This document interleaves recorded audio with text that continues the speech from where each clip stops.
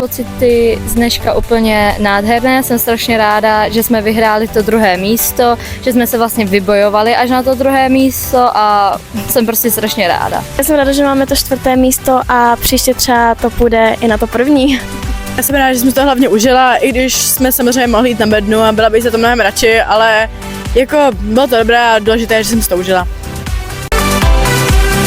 Já bych jim určitě doporučila, ať se nevzdávají, ať trénujou a že vážně, že pokud budou trénovat usilovně a pilně, tak se jednou též můžou dostat na bednu, taky na olympiádu a klidně můžou vyhrát a je to 1. místo. Já bych jim jenom vzkázala, ať si to hlavně užijou a nejsou smutní nad tím, že třeba nevyhráli tak dobré místo. Já bych jim asi doporučila to hlavně jako nemyslet úplně negativně, že když třeba prohrávají, se spíš snažit to otočit, než se hroutit nad tím, že prohrávají.